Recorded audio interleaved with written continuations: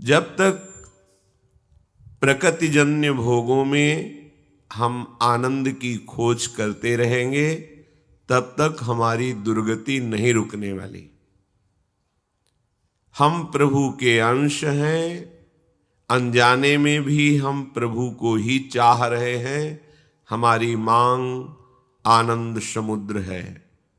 आनंद बिंदुओं से हमारी तृप्ति नहीं होने वाली। जैसे ओस कणों के चाटने से प्यास नहीं बुझती, ऐसे विषयों के भोगने से सुख की लालसा नहीं मिटने वाली। ये एकमात्र प्रभु के चरणारविंद का चिंतन करने से ही तृप्ति का अनुभव होगा। ये जो विषयों का आकर्षण है, शरीर में प्रियता है, यही हमारा घोर दृढ़ बंधन हो गया है।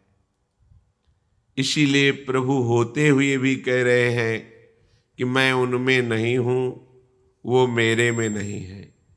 ये कितनी घाटे की बात।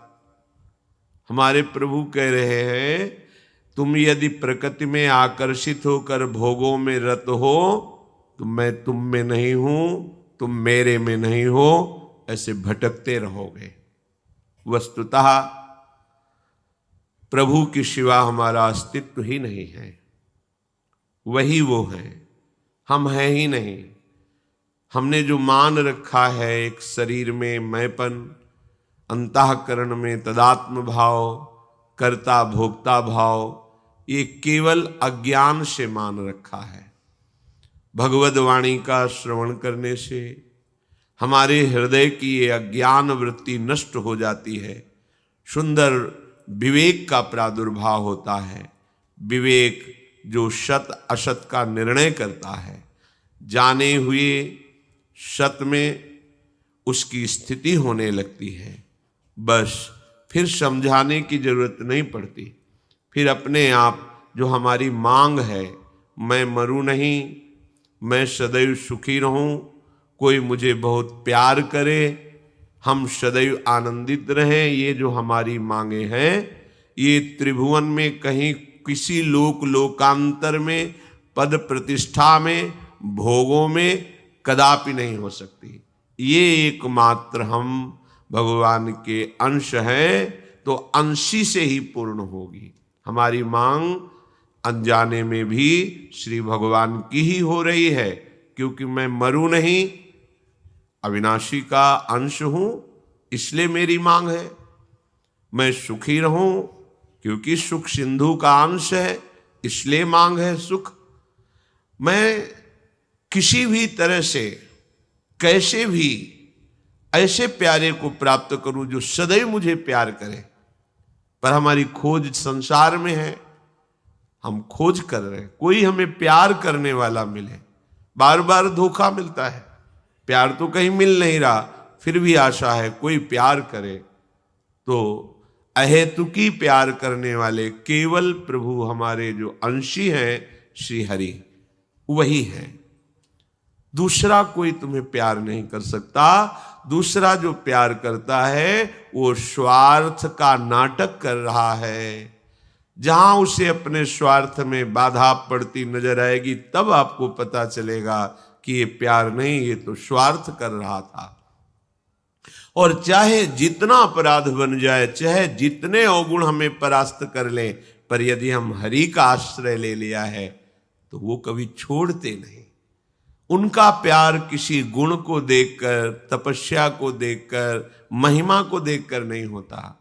ये मेरा है, बस इस भाव से प्रभु का प्यार होता है। और हम यही तो चाहते हैं कि कोई मेरे गुण दोषों को ना देख करके केवल मेरे से प्यार करे। वो केवल प्रभु कर सकते हैं।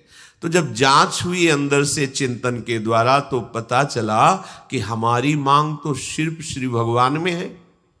मैं अविनाशी, मैं सुख स्वरूप, किंचिन मात्र जहां दुख का लेश न हो और मुझे प्यार मिले, तो प्यार समुद्र है, प्रेम समुद्र है, आनंद समुद्र है, ज्ञान समुद्र है। यही तो हमारी मांग है। पर हम प्रभु से विमुख होकर के जगत, भोग, व्यक्ति, वस्तु, स्थान, इसमें भटकते चले जा रहे हैं।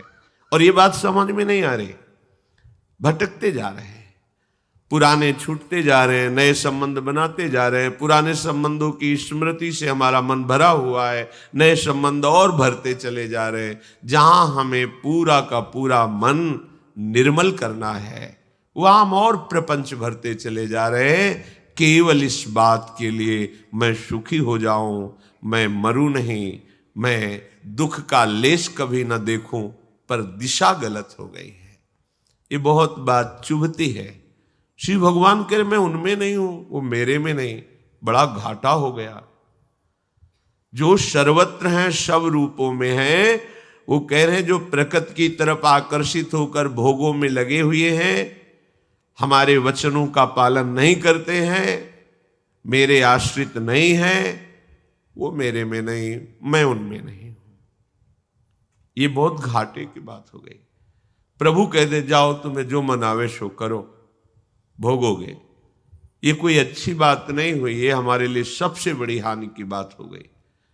जब प्रभु डांट के कहें कि मैं देखता हूं तू कैसे मनमानी कर सकता है, अब ये अच्छी बात हो गई, अब आनंद होकर नृत्य करो, अब तुम्हारा कोई बाल बांका नहीं कर सकता, क्योंकि वो कहते हैं ना कि मैं देखता हूं तुम कैसे कर सकते हो, तो कर तुम, अकर तुम, अन्यथा कर तुम, सर्व समर्थ प्रभु ने मेरा ठेका ले लिया, अब मस्त रहो, कोई बिगाड़ नहीं सकता। पर हाय कितनी दुख की बात हो गई, प्रभु कह रहे मैं तुम में नहीं, तुम मेरे में नहीं हो। यद्यपि वही वो हैं, उनके सिवा हमारा अस्तित्व नहीं है। जैसे श्री भगवान कह रहे यथाकाश स्थितो नित्यम वायु सर्वत्र गो महान तथा सर्वाणि भूतानि मति स्थानीत्युपधारय।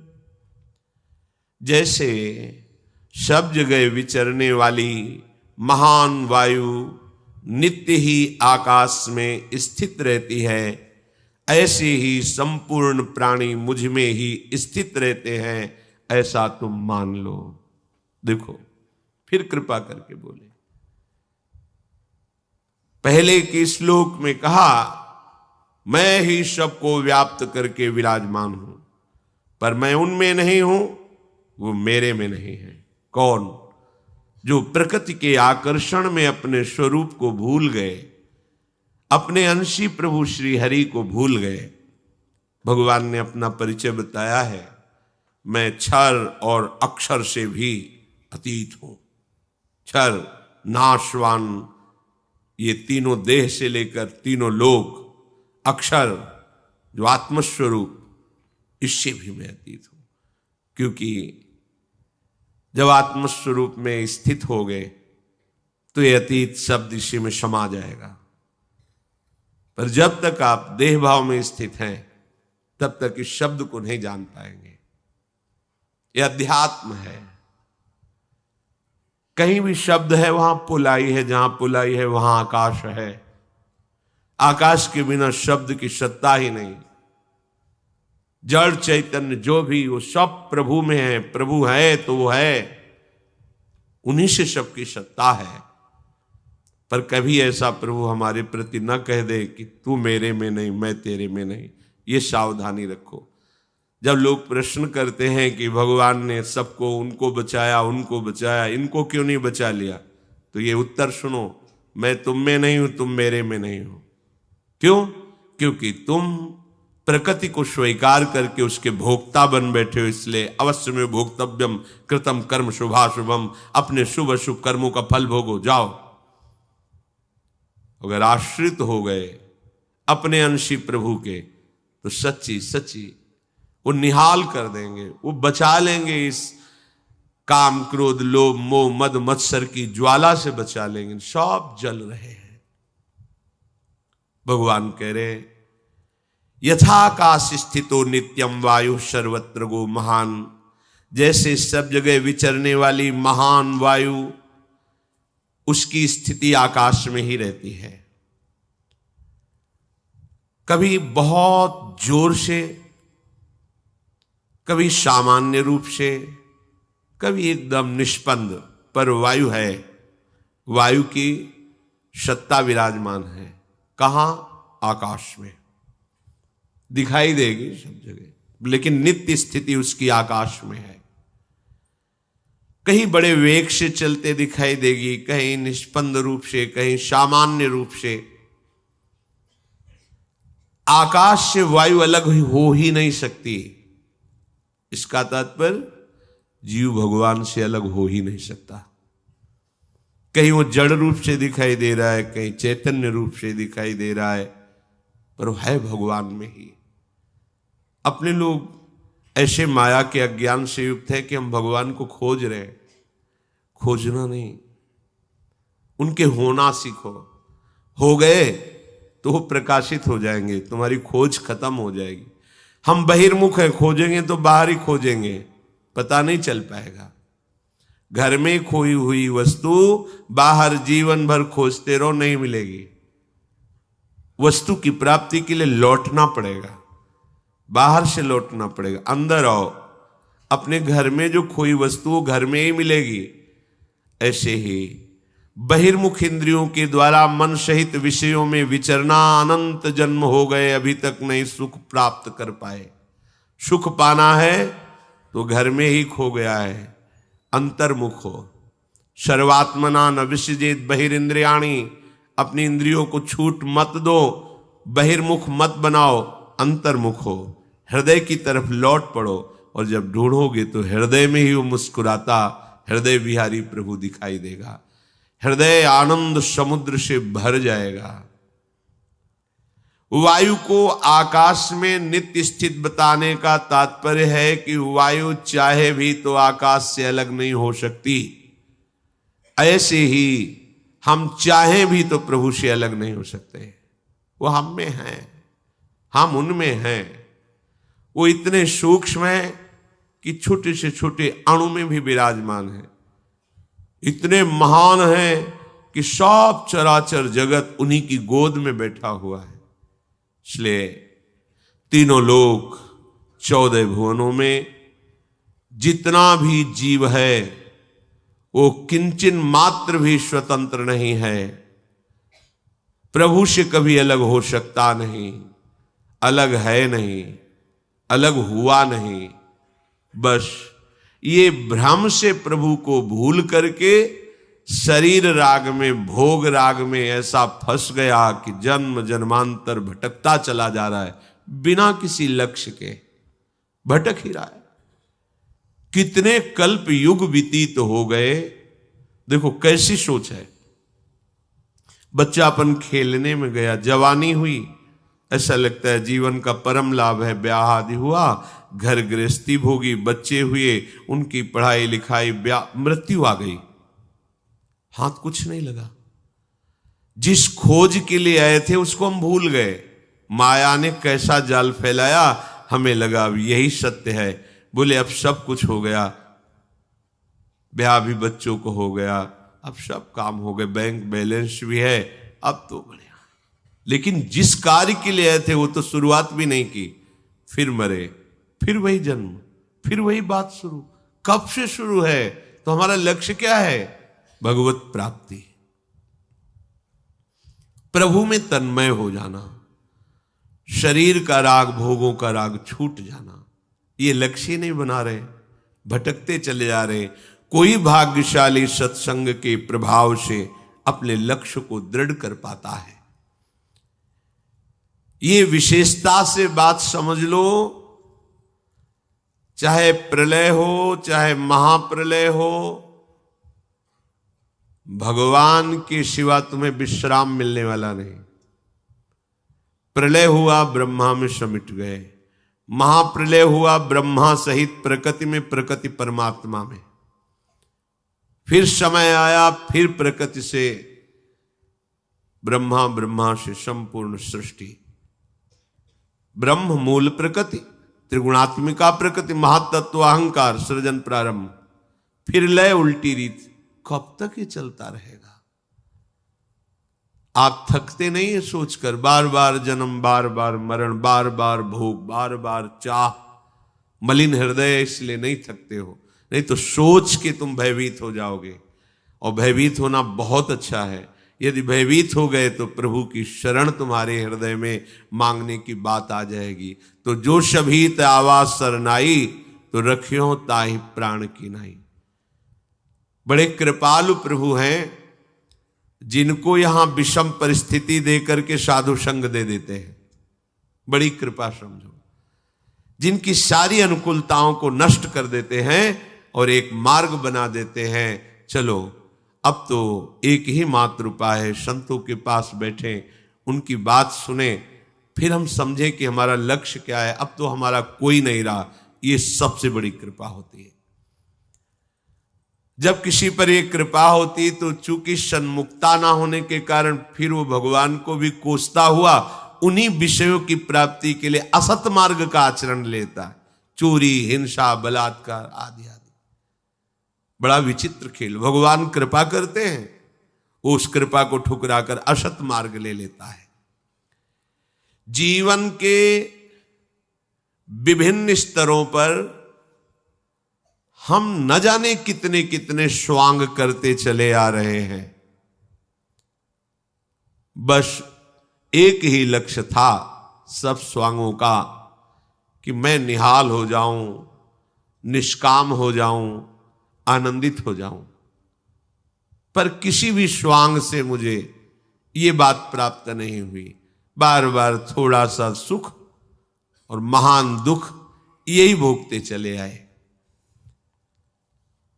दुख का परिणाम भोगते हुए सुख की लालसा में जीवन भगवत विस्मृति के गर्भ में गिर गया। एक एक शब्द, सुख की लालसा में भोग रहे हैं दुख, और प्रभु की स्मृति, प्रभु का भजन त्याग दिए हैं। हमें यह नहीं पता चल रहा कि जो हमारी लालसा है वो केवल भजन से पूर्ण होगी।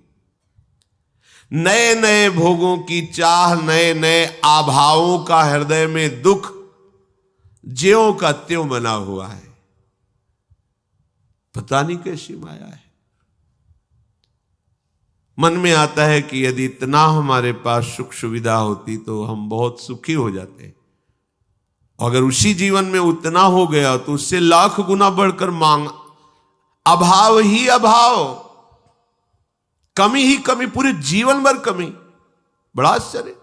आप देखो ना कैसा छलावा माया करती है। बचपन से लेकर अभी तक देखो, हमारी मांगें बदलती गई, वस्तुएं भोगते रहे, व्यक्तियों का संयोग लेते रहे, लेकिन अभाव कम नहीं हुआ। अब और जिस जीव पर भगवान की अनंत अपरिसीम कृपा होती है उसे भगवान दुख, विपत्ति, अपमान के जाल में फंसाते हैं। क्यों? निर्दयी है क्या? नहीं, यही एक औषधि केवल रह गई है। मनुष्य शरीर दिया, बड़ी अनुकूलताएं दी, फिर उसी में फंस गए तुम। अब क्या करें? ये कड़वी औषधि है पर अमोघ है। चाहे जितना उछल कूद मचाओ, कृपा समुद्र प्रभु ने अब तुम पर कृपा कर दी, अब तुमको भजन करना ही पड़ेगा। तुम्हारे लिए अब कोई रास्ता नहीं। एक बार कोई महापुरुष किसी उपासक से कह रहे थे, तुम लिख लो कागज में, तुम्हारे भाग्य में विषय सुख नहीं है। अगर तुम विषय सुख के लिए चेष्टा करते हो तो मारे जाओगे। लिख लो, तुम्हारे भाग्य में नहीं, तुम्हारे भाग्य में भगवत सुख है। इसे श्राप मानोगे या वरदान मानोगे? उन्होंने क्लियर कर दिया, है ही नहीं तुम्हारे भाग्य में विषय सुख। कुछ भी करके देख लो, करोगे तो मारे जाओगे। मारे जाओगे अर्थात तुम्हारी वृत्ति मारी जाएगी।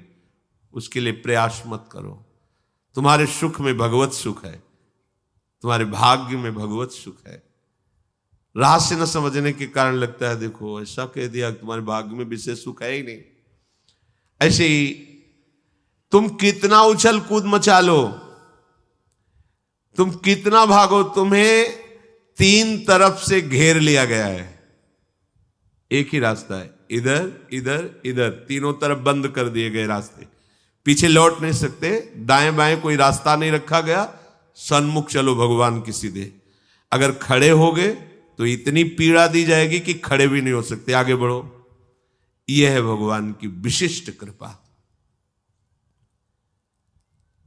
चाहे जितना तुम प्रयास कर लो, यदि भगवत कृपा हो गई तो तुम्हें भजन करना ही पड़ेगा, भगवत प्राप्ति होगी ही तुम्हें। अपने लोग इसी लाइन में आ गए हैं। पता ही नहीं था कि कोई मंजिल भी होती है, ये कोई रास्ता भी होता है। ऐसे ही घेर के लाए और दौड़ाते चले, तब पता चला कि मुझे कितने महान मार्ग में प्रभु चला रहे हैं। अब इसमें ऐसी प्रतिकूलताएं भी आती कि पीछे मुड़ के देखो तो कुछ है ही नहीं, बंद है, साइड में कोई है ही नहीं, आगे का रास्ता बड़ा खुला हुआ है, खड़े हो नहीं सकते। तब रोना आता है, कितने कृपालु हो, कितने कृपालु हो। केवल एक ही रास्ता रखा है, मामेव ये प्रपद्यन्ते, दूसरा रखा ही नहीं।